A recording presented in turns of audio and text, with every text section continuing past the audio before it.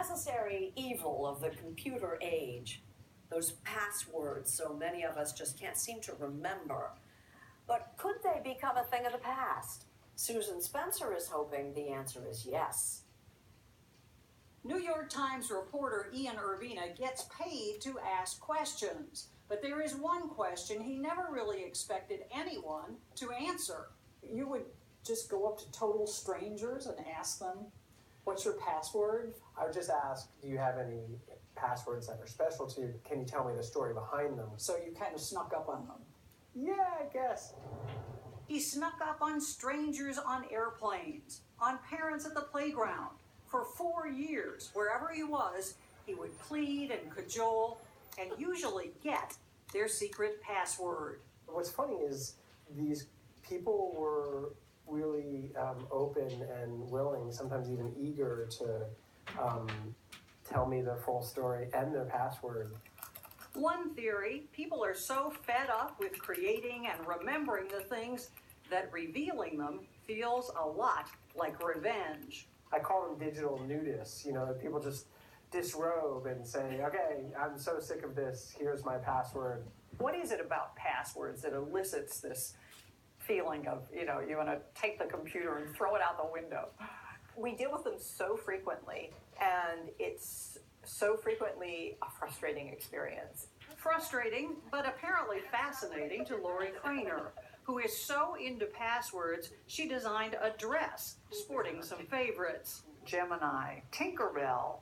A former chief technology officer at the Federal Trade Commission, she has written more than 15 scientific papers on passwords. She knows they're a pain. We have so many rules about how they have to be complicated and hard to guess, and then we're supposed to have a different one for every account we have. And clearly we can't cope.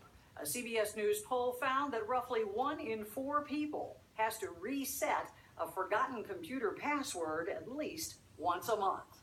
And we're not supposed to write them down, and that's just really difficult for people to deal with.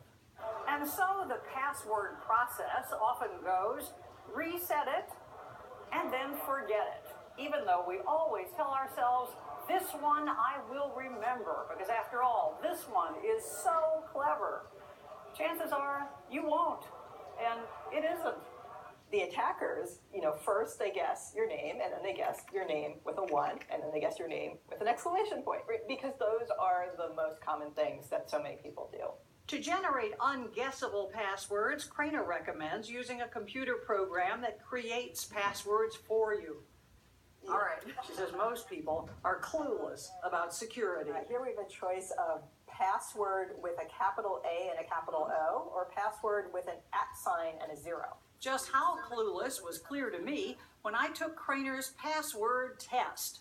Definitely that one, the second one. Seemed easy, just pick the safest password. That's actually wrong. What? You scored 4 out of 7. I just did an interview with you and I only scored 4 out of 7. No wonder people can't do this. It's really hard for people to do it. What is the most unhackable password? Random characters. Yeah, one that's long and random. Nobody wants. Nobody wants to do that. Professors Chris Collins and Julie Thorpe study passwords at the University of Ontario Institute of Technology in Canada.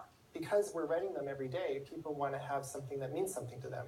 Which is exactly what they found when they combed through a database of 32 million stolen passwords. Most used real words, love topping the list. Love, love, true love, I love you, love ya, love bug. People have no imagination. Encouragingly, perhaps, the word love appeared 23 times more often than the word hate. Other popular choices: baby, hot, girl, dog, and a few vulgar suggestions of something you could go do to yourself. We as humans, we don't sit well with randomized codes. I don't want to be known as JQ4 $! Right, it feels like an That's empty not my space. password. Really noted. In fact, research for his article, The Secret Life of Passwords, convinced Ian Urbina that they often are keys to an intensely personal story. This topic is almost like a portal into a very deep place. Take the mother Urbina met at a playground. She told me that her son had committed suicide, and she had discovered his password written somewhere, and the password was Lambda 1969. And she quickly figured out that Lambda and 1969 were both specific things in gay history, and it got her realizing that her son had been gay.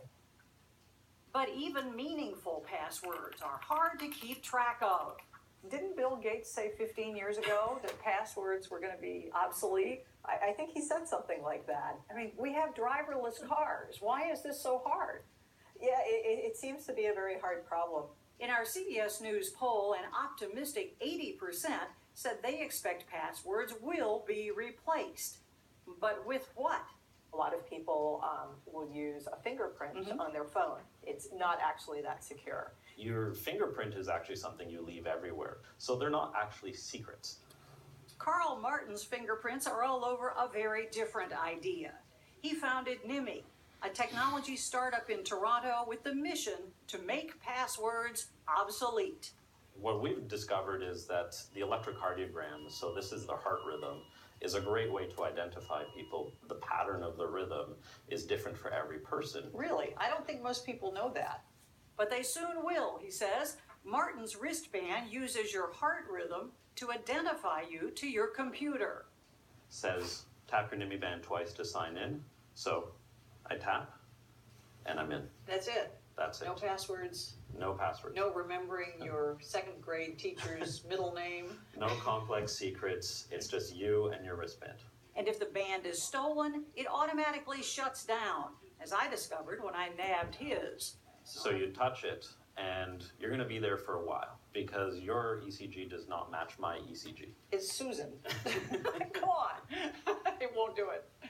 But for now, even the man who vows to make passwords extinct needs one to get into his computer.